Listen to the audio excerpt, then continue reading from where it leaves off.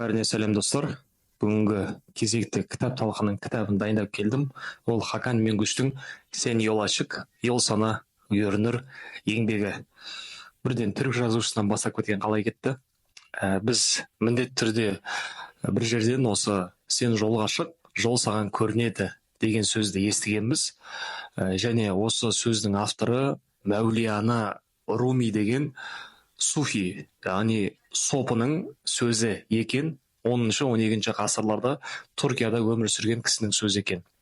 Және осы Хакан Мингуш деген түрік жазушысы Мәулияна Румидің сөздерін келтіре отырып, өзінің ойларын жазады және де минималистік стильде, яғни бұл кісі минималистік стильді дәріптейді. Хакан Мингуштың кітаптарын мен түрік тілін үйреніп бастаған кезде оқып бастадым. Неге? Өйткені кітаптар өте жеңіл тілде жазылған және кішігірім әңгімелерден жазылған. Яғни Хакан Мингуш қарапайым тілмен жазып келе жазады да, қорытындысын әдемі қояды. Сол үшін маған осы жазушының стилі ұнап, түрік тіліндегі жалпы авторлар қызықты енді. Бірден романға секіре алмаймыз әрине. Сөйтіп осындай қарапайым тілде жазылған қысқа нұсқа жіңішке кітаптардан бастадық. Соның арқасында түрікше үйреніп шықтық. Ең бірінші түрікше үйреніп жүрген адам болсаңыз, онда осы кітаптардан бастайсыз деп ойлаймын. Ал біз қазір осы Хакан Мингуштың кезекті еңбегі, бұл жерде Мәулияна Румидің 21 ережесі жазылған. Біз соның 21-ін талқылап отырмаймыз. Бұл жерде сол өзіме қатты ұнаған 1-2 ереже бар. Соны бүгін талқылап, мағынасын ашуға тырысамыз. Маған осы 21 ереженің ішінен қатты ұнап қалған бір ереже, ол aynı dili konuşanlar değil, aynı duyguyu paylaşanlar anlaşır дейді.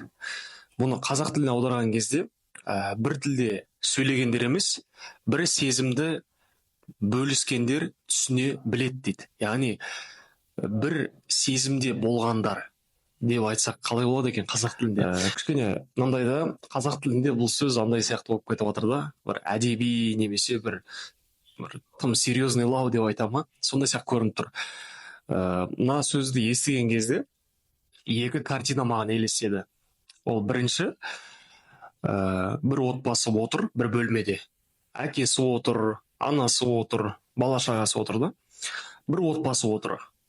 Әкесі теледидар қарап жатыр, анасы телефон қарап жатыр, бала шағасы ойнап жатыр.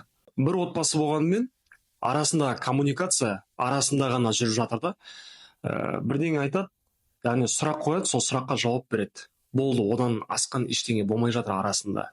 Мысалы, әкесі телевизор қарап жатыр да, баласына айтады: мектепке барып келдің ба? Барып келдім. Жақсы. Болды. Осындай ғана арада диалог жүреді да.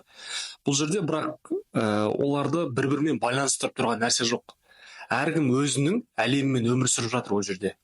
Бала шағасы өз бетімен отыр, жаңа үй тапсырмаларын қарап, әкесі теледидар қарап отыр деген сияқты. Енді бұл отбасыда болатын нәрсе ғой, бірақ күн сайын осылай жалғасып келе жатқанда. Бұл жерде айтпағым, маған неліктен бұл картина бірден елестеді. Мына қазақ тілінде сөйлесіп жатыр бір-бірімен. Олар бір-бірін көріп тұр да, бірақ бір-бірін байқап тұрған жоқ.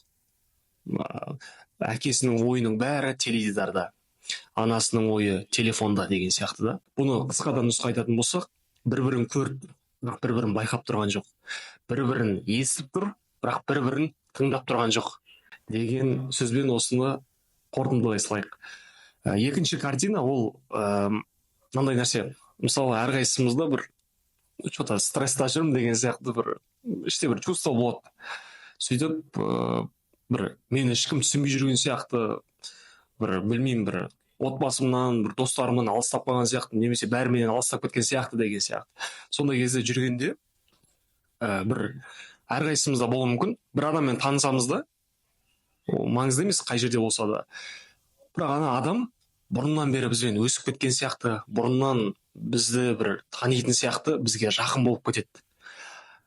Неге ондай? Мысалы, біздің жақындарымыз ол сияқты жақын болмауы мүмкін да бізге, туысқандарымыз, достарымыз деген сияқты. Бірақ ана адам саған бұрыннан бері таныс сияқты жақын болып кетеді. Сөйтіп таныстықтарың ары қарай одан әрі жақсарып нығая түседі. Неліктен? Өйткені жан үйлесімділігі барды. Адамдар бір-бірлерін жан дүниесі арқылы табады. Бір-бірлеріне деген ұқсастықтары бар, арман мақсаттары бар, ары қарай қызығушылықтары бар. Мысалы, мен бір адаммен неліктен қарым-қатынас құрғым келеді екен? Мысалы, мен мысықты жақсы көретін болсам, ол адам да мысықты жақсы көретін болса, мен онымен араласқым келеді екен да. Өйткені ортада бір ортақ қызығушылық бар. Сондай, яғни кез келген ортада жаңағы бұл сөздің мағынасына келгенде де, мысалы, бір тілде сөйлескендер емес, бір сезімді бөліскендер дейді ғой. Яғни жан дүниесінде бір үйлесімділік, ортақ бір қызығушылық болған кезде, кез келген ортада сен коммуникация құрып кетесің. Кез келген ортада сен адаммен тіл табысып кетесің. Кез келген ортада сен адаммен жақын болып кететін ықтималдылығың жоғары деген сөз да. Яғни осы сөздің мағынасын мен солай түсіндім. Осы екі картина маған елестеді. Осылай бір ереже болса да, өзіме әсер берген талқылап беруге тырыстым. 21-ін талқылап отырсақ, әрине уақыт көп кетеді. Егер түркше үйреніп жүрген болсаңыздар, және де осындай сөздер әрине сіздерге ұнаса, осындай авторлар ұнаса, онда әрине Хакан Бенгүшті оқуға кеңес беремін. Осы видео егер сізге пайдалы болса, онда комментарийға өзіңіздің пікіріңізді, ойыңызды жазып, және де лайк басуды ұмытпаңыз.